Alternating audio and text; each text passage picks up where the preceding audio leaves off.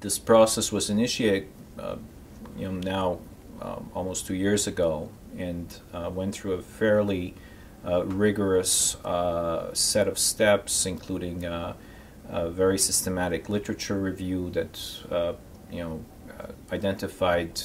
hundreds, if not thousands, of papers that then had to be kind of pre-reviewed to determine whether they contributed evidence for these evidence-based recommendations, and then through multiple steps with the expert panel as well as the three co-chairs reviewing these articles and coming up with a formulation of the recommendations that could be based on the evidence that's been published in hundreds of recent studies. The pathologist is part of a healthcare team, and the pathologist is the doctor who receives the biopsy or other tissue sample and makes the diagnosis, whether it's cancer or not, what type of cancer, and other features about the cancer that may be important to the patient's prognosis or outcome and their treatment. So the pathologist has a very crucial role in terms of how a patient is treated and what may happen to that patient. The advent of the molecular pathology means that the pathologist now has a very new role in terms of selecting the patients who may actually benefit from these new therapies. The most important recommendation is that EGFR and ALK testing should be offered on every patient with advanced stage lung cancer, regardless of clinical variables such as smoking history, gender, or ethnicity. One of the other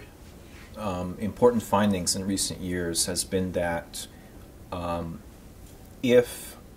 you don't test patients for these two abnormalities, EGFR and ALK, and you just give everybody chemotherapy, the patients whose tumors contain, for instance, these EGFR mutations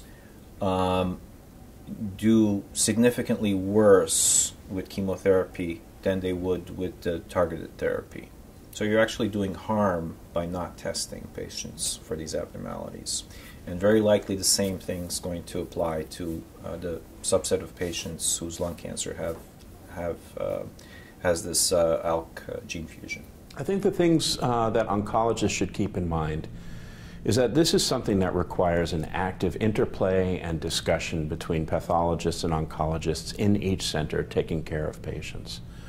That the oncologists need to know what kinds of molecular tests are done, what the strengths and limitations are, and they need to engage the pathologist in a conversation about which tests to use and when to use it.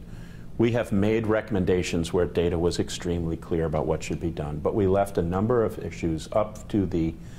institutions caring for the patient to make a decision in their best interests. And that should be done prospectively on an institution-wide basis, not managed case by case. Lung cancer is the #1 cancer killer in the United States and in the world.